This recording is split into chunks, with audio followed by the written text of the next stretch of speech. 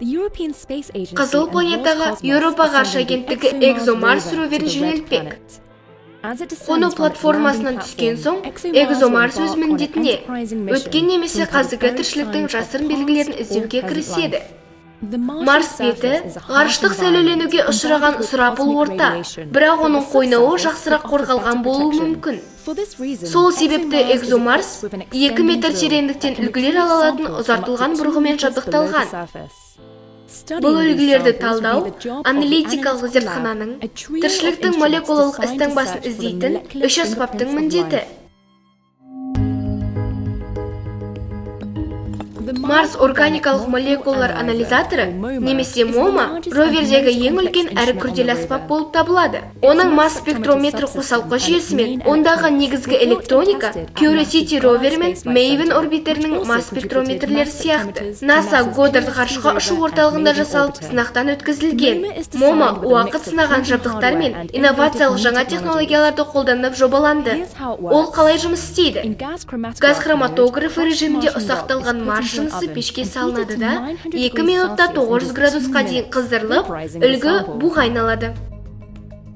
Ыстық газ молекулалар көтеріліп, 20 метрлік жіңішке түтіккенеді.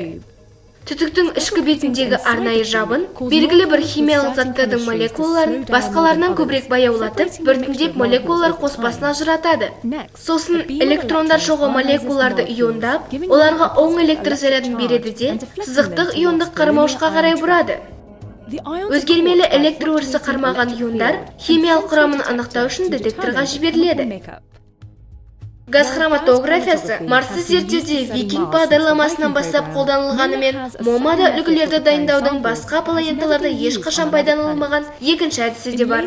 Лазерлік десорбция режимінде үлгі қуатты ультракүлгін лазер астына қойылады.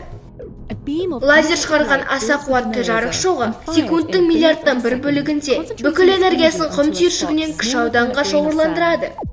Бұл үлгінің бір бөлігін тез буландырып, пеште қыздыру арқылы ыдырауы мүмкін үлкен органикалық молекулаларды шығарады.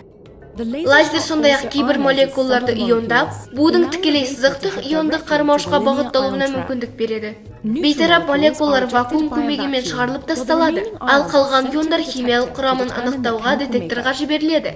Лазерлік десорбция MoMA-ға жасуша мембранасының құрылыс блоктары, липидтер сияқты ұзын молекулаларды табуға мүмкіндік береді. Бұл Марстағы тіршілікті іздеудегі үлкен қадам.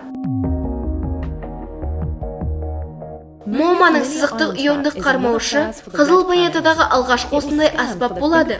Ол тіршілік істаңбаларын әдетте жердегі зертханаларда ғана қолданылатын әдістермен іздемек. Swift әдісі қажет емес молекулаларды қармауыштан қайта-қайта шығарып тастайды. Уақыт өте бұл қызығушылық туғызатын молекулаларды қалыптастырып, анықтауды жақсартады. Басқа әдіс тандемдік масс спектрометрия немесе МС. Ол үлкен молекулаларды тану үшін, оларды бөлшектеп, фрагменттерін талдайды. MoMA Swift пен МС-ті біріктіре отырып, жеке молекуланың формуласы мен құрылымын анықтай алады. Бұл екеуі де тіршілікті іздеудің маңызды критерийлері. Марстағы тіршілік мәселесі планетологиядағы ең маңыздыларының бірі, және оның дәлелдері планета бетінен сәл төменше жасырынып жатуы мүмкін. ExoMars MoMA көмегімен бізді бұл сұраққа жауап табуға жақындата түседі.